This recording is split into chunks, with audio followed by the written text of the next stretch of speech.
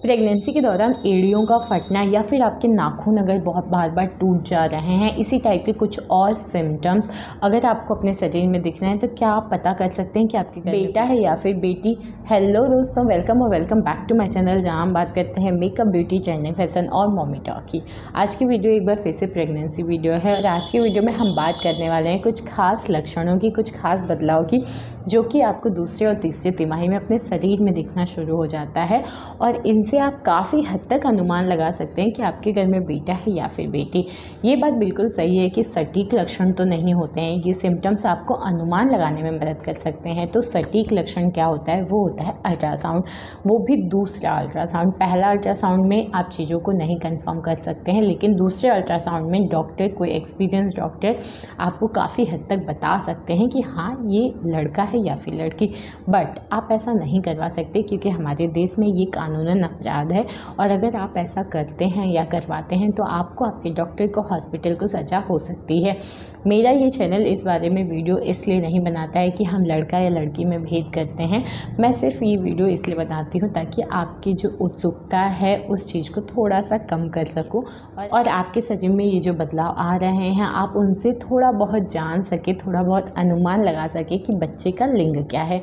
लिंग के बारे में अगर पहले से पता चल जाए, पहले से हमें पता चल जाए कि घर में बेटा है या बेटी, तो चीज़ें थोड़ी आसान हो जाती है। उसके लिए प्लानिंग करना, उसके लिए प्रिपरेशन करना थोड़ा सा आसान हो जाता है। इसलिए नहीं कि हम लड़का या लड़की में भेद करते हैं।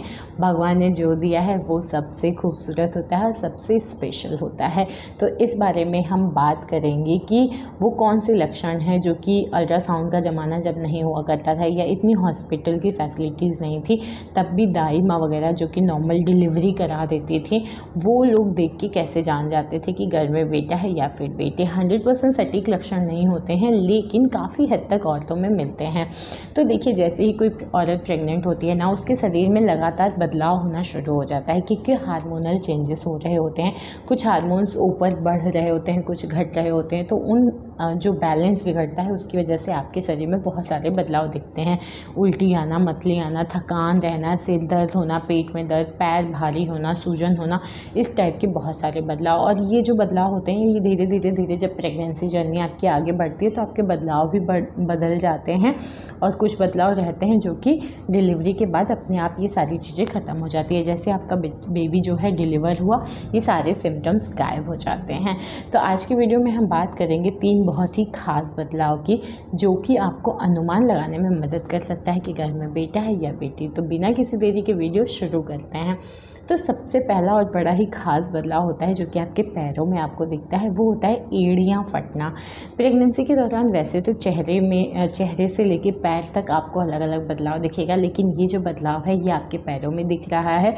और बहुत सारी औरतों का ये कंप्लेंट रहता है कि प्रेगनेंसी से पहले तो मेरी एड़ियाँ काफ़ी सुंदर थी, फटती नहीं थी, परेशानी नहीं होती थी, लेकिन अब जैसे ही मैंने कंसीव किया है मेरे पैर की एड़ियाँ जो हैं वो फटना शुरू हो गई हैं, क्रैक्स आने शुरू हो गए हैं और कई बार तो इतना ज़्यादा हो जाता है कि दर्द होना शुरू हो जाता है। तो देखिए, एड़ियाँ फटना या बॉडी में जो भी रूखापन, मॉइस्चर खिंचना, इस चीज़ का सीधा ताल्लुक तो होता है कि आपकी बॉडी डिहाइड्रेट है, आप पानी का इंटेक कम कर रही हैं। तो सबसे इम्पॉर्टेंट चीज़ होता है आपको पानी का इंटेक अच्छे से करना है। मिनिमम 3 लीटर, मैक्सिमम आप 4, साढ़े 4, 5 लीटर तक पानी पीजिए। उसके बहुत सारे फ़ायदे होते हैं। एक तो आपके एम्यूनिटिक फ्लूइड में दिक्कत नहीं होती, आपके शरीर में डिहाइड्रेट आपकी बॉडी नहीं होती है, आपकी स्किन जो खिंची खिंची रहती है, खुजली की समस्या, ये सारी चीज़ें ख़त्म हो जाती हैं। तो देखिए, अब हम बात करते हैं एड़ी फटने से क्या हम पता कर सकते हैं घर में बेटा है या बेटी। तो देखिए, अगर आपकी बॉडी से मॉइस्चर गायब हो गया, आपकी स्किन थोड़ी रूखी सूखी सी, खिंची खिंची सी है, तो जी हाँ, ये कहते हैं एक लड़का होने की तरफ इशारा करता है। तो अगर आपकी एड़ियाँ बहुत सुंदर हो गई हैं, सॉफ्ट हो गई हैं, स्किन बहुत प्यारी सी हो गई है, गुलाबी गुलाबी हो गई है, तो कहते हैं ये एक लड़की होने की तरफ इशारा करता है। वहीं अगर आपके क्रैक्स हो गए हैं, आपकी एड़ियाँ फटना शुरू हो गई हैं और आपको उसमें दर्द हो रहा है, कई बार ब्लीडिंग आ रही है, तो ये कहते हैं ये एक लड़का होने की तरफ इशारा करता है। तो इस तरीके से भी आप बिल्कुल पता कर सकते हैं कि आपके घर में बेटा है या फिर बेटी है। अब हम बात करते हैं दूसरे खास बदलाव की, वो होता है आपके नेल्स। जी हाँ, प्रेगनेंसी के दौरान अगर आपको अपने नाखूनों में अंतर दिख रहा है तो आप इससे भी पता कर सकते हैं कि घर में बेटा है या फिर बेटी। कैसे? देखिए, प्रेगनेंसी के दौरान कहते हैं ना कि बेटा अगर आपके गर्भ में है तो आपका डाइजेशन सिस्टम अच्छा हो जाता है। तो अगर आपके डाइजेशन सिस्टम अच्छा है तो आपको प्रोटीन का इंटेक भी ज़्यादा रहेगा। अगर आप प्रोटीन ज़्यादा लेते हैं तो आपके नेल्स, बाल सब कुछ बहुत अच्छे हो जाते हैं, क्योंकि हमें पता है कि हमारा ज़्यादातर बाल हुआ, नाखून, ये सब प्रोटीन से बनता है। तो अगर आप प्रोटीन का इंटेक अच्छा कर रहे हैं तो नेल्स अच्छे ही होंगे। तो अगर आप प्रेगनेंसी के दौरान आपके नाखून की क्वालिटी अच्छी हो गई है, बालों की क्वालिटी अच्छी हो गई है, आपके नाखून प्रॉपर बढ़ने शुरू हो गए हैं, सुंदर हो गए हैं, शाइनी हो गए हैं, तो कहते हैं ये एक लड़का होने की तरफ इशारा करता है। वहीं अगर आपके नाखून घिस जा रहे हैं, टूट जा रहे हैं, पहले आपकी नाखून की क्वालिटी अच्छी थी लेकिन इस टाइम प्रेगनेंसी के दौरान आपके नाखून टूट जा रहे हैं, अच्छे नहीं हैं, रूखे सूखे से हो गए हैं, तो कहते हैं ये एक लड़की होने की तरफ इशारा करता है। तो अगर आपके अंदर ये बदलाव दिख रहा है तो जी हाँ, आप बिल्कुल अनुमान लगा सकते हैं कि आपके घर में बेटा है या फिर बेटी है। अब हम बात करते हैं तीसरे बदलाव की, तीसरे सिम्टम्स की। वो होता है आपके पैरों में बाल की ग्रोथ।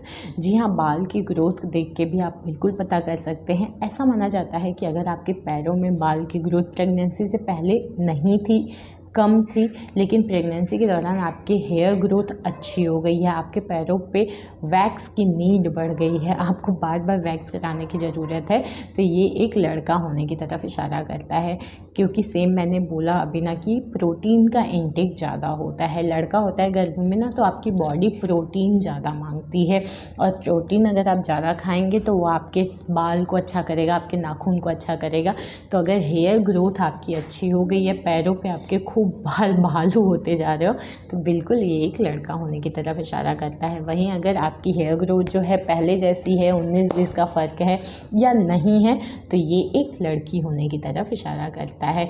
तो हेयर क्वालिटी अच्छी हुई है, चाहे वो सिर के बाल हों या पैरों पे या जो भी आपकी बॉडी में जहाँ भी हेयर ग्रोथ है, अगर क्वालिटी अच्छी हो गई है, ग्रोथ तेज़ी से हो रहा है, चाहे वो नेल्स हो चाहे हेयर के हों, तो बिल्कुल ये एक लड़का होने की तरफ इशारा करता है। वहीं अगर ऑपोजिट हो रहा है तो ये एक लड़की होने की तरफ इशारा करता है। तो ये था आज का वीडियो, जहां हमने 3 खास बदलाव, खास सिम्टम्स की बात की। उम्मीद करती हूँ वीडियो आपको अच्छी लगी हो और समझ में आ गई हो। अगर वीडियो अच्छी लगी हो तो आपको पता है क्या करना है, लाइक, शेयर, कमेंट करिए, अपने एक्सपीरियंस ज़रूर शेयर करिए, ताकि मुझे भी लगे कि हाँ, एक अच्छा फीडबैक मिलता है, रिस्पांस मिलता है, तो वीडियो बनाने का मज़ा भी आता है और बनाने का मन भी करता है। साथ ही में जो मेरे यूट्यूब फैमिली है, जो लोग वीडियो देखते हैं, कमेंट्स पढ़ते हैं, तो उनको भी एक हेल्प मिल जाती है आपके एक्सपीरियंसेस से। तो कमेंट ज़रूर करिए, शेयर करिए जिनको भी ज़रूरत है अपने फ्रेंड्स, फैमिली में। और मेरे चैनल पे अगर आप नए हैं तो चैनल को प्लीज़ सब्सक्राइब कर लीजिए, बेल आइकन को दबा दीजिए, ताकि जैसे ही मैं वीडियो डालूँ आपके पास नोटिफिकेशन पहुंच जाए, ताकि आप कोई भी वीडियो मिस ना करें। तो ये था आज का वीडियो, मिलते हैं नेक्स्ट वीडियो में, तब तक के लिए बाय।